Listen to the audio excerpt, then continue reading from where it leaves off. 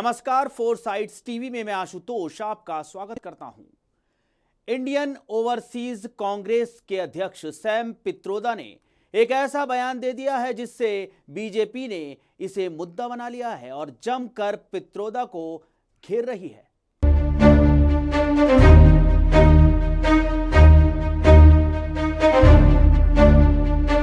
Indian overseas Congress के अध्यक्ष Sam Pitroda का विरासत टैक्स को लेकर दिए गए बयान ने एक नई बहस छेड़ दी है। उन्होंने कहा था कि अमेरिका में विरासत टैक्स लगता है जो काफी दिलचस्प कानून है। भारत में ऐसा कोई कानून नहीं है, लेकिन मुझे लगता है कि इस पर चर्चा होना चाहिए। इस बयान के बाद बीजेपी हमलावर हो गई है, लेकिन कांग्रेस खुलकर पित्रोदा के बचाव में उतर आई है।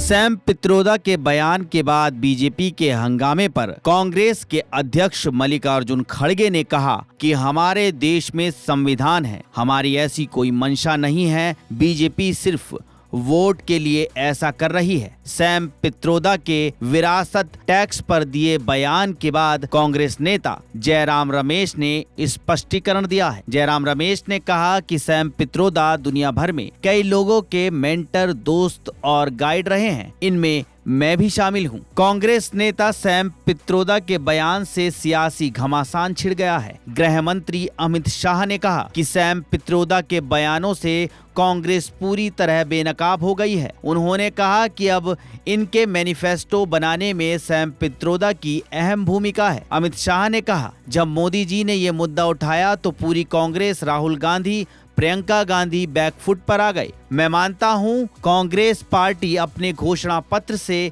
इस बात को वापस लेगी। सैम पित्रोदा के बयान को देश की जनता गंभीरता से ले। प्रधानमंत्री नरेंद्र मोदी ने छत्तीसगढ़ के सरगुजा में चुनावी रैली को संबोधित करते हुए सैम पित्रोदा के विरासत टैक्स वाले बयान पर जमकर निशाना साधा है। उन्होंने कहा कि कांग्रेस के इरादे नेक नहीं है। अब उनके खतरनाक इरादे खुलकर सबके सामने आ गए हैं, इसलिए अब वे इनहेरिटेंस टैक्स की बात कर रहे हैं। कांग्रेस नेता पवन खेड़ा ने कहा कि क्या कांग्रेस इस तरह की पॉलिसी लेकर आएगी? क्या कांग्रेस ने अपने मैनिफेस्टो में ऐसा कहा है? क्या अलग अलग विचारों और मुद्दों पर चर्चा करने की मंजूरी नहीं है? इस पूरे विवाद पर सैम पित्रोदा ने कहा कि मैंने सामान्य बातचीत में अमेरिका में विरासत टैक्स का उदाहरण के तौर पर जिक्र किया था। क्या मैं तथ्यों पर बात नहीं कर सकता? बता दें कि सैम ने कहा था कि अमेरिका में विरासत कर लगता है अगर किसी के पास $100 मिलियन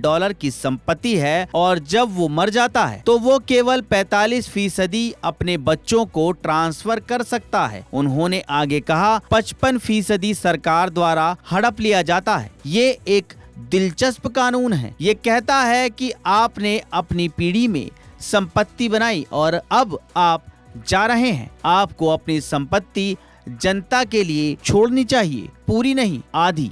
ये जो निष्पक्ष कानून है मुझे अच्छा लगता है। सैम पित्रोदा के बयान के बाद सियासत तेज हो गई है। बीजेपी इस बयान को कांग्रेस की मानसिकता बता रही है। वहीं कांग्रेस अब बचाव के मोड में उतर आई है।